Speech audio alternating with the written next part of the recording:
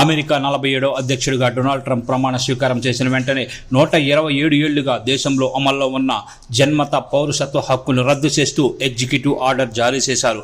అలా ఎన్నికల్లో ఇచ్చిన హామీని నెరవేర్చుకున్నారు.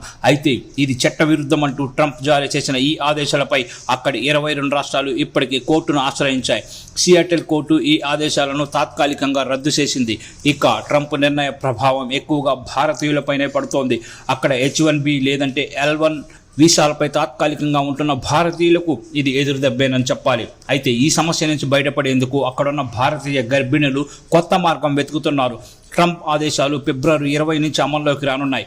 ఈ నేపథ్యంలో ఇప్పటికే గర్భిణులుగా ఉన్న మహిళలు ఆలోగానే పిల్లల్ని కనాలని ప్లాన్ చేసుకుంటారు. ఇందులో భాగంగా డెలివరీకి దగ్గరగా ఉన్నవారు సిజేరియన్ ద్వారా పిల్లల్ని కనాలని నిర్ణయించుకున్నారు. దీంతో అమెరికాలోని ఆసుపత్రులు ఒక్కసారిగా కిక్కిరిసిపోతున్నాయి.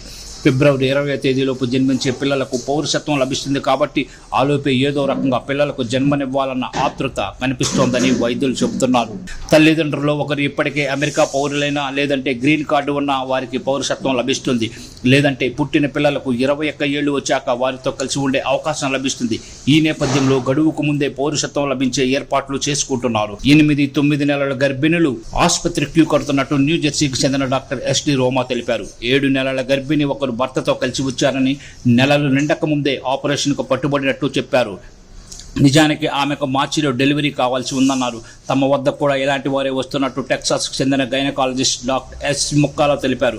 ఇది చాలా ప్రమాదకరమని హెచ్చరించారు. ముందస్తుగా డెలివరీ చేయడం వల్ల ఊపిరితిత్తుల సమస్యతో పాటు పాలు ఇవ్వడంలో ఇబ్బందులు ఎదుర్కోవాల్సి వస్తుందని, అలాగే పిల్లలు తక్కువ బరువుతో పుట్టడం వల్ల నాడీ సంబంధిత సమస్యలు వస్తాయని హెచ్చరించారు. గత 2 రోజుల్లో తనను 15 నుంచి 20 మంది ఈ విషయంలో సంప్రదించినట్టు తెలిపారు.